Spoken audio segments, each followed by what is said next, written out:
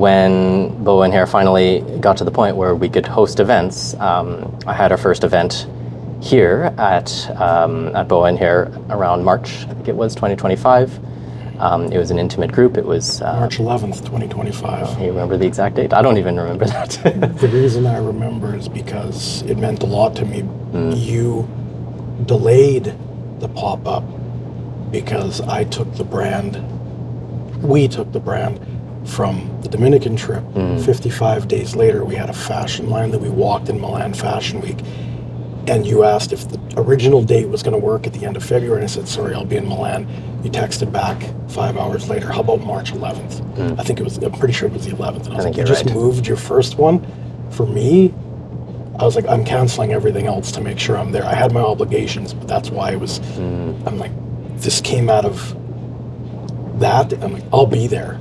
And that food was amazing. Met your mom. You told a story for each. You had, I think, 5 dishes. And each one had a story with it. And I just, to me, and you've seen what we do. The most important thing is the sharing of food. And if it comes with knowledge, there's no greater interaction between people, because since the beginning of time, the fundamental understanding between humans is you feed someone who needs it. If there was a weary traveler, it doesn't matter what country you were in, if there was a weary traveler that knocked on your door, you'd offer them food, some water, and a place to sleep, and then in the morning they go on their way. We've lost that nowadays. So when I see you guys creating something where anytime we talk about food, the whole table smiles. We could be talking business, we could be talking anything else. The moment food comes up, what are we having? What are we having? You know, that was, to me, that was awesome. That was the best thing that came out of something that had nothing to do with why we were there.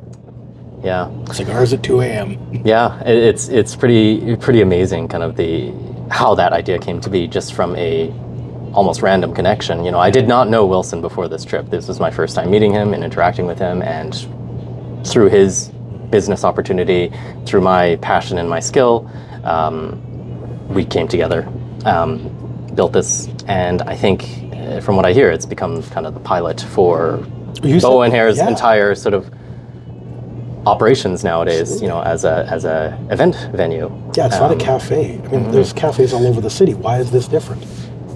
Come, entrepreneurs, doesn't matter what level you're at, come bring your idea, your vision to life in our space. They're not known as a cafe. They're known now as the place where people have opportunity. I don't think people understand how big that is. It's just a food pop-up for a dozen people. Is it just? Don't ever use that word just, because you had 2 generations here educating people on food. You can't just that.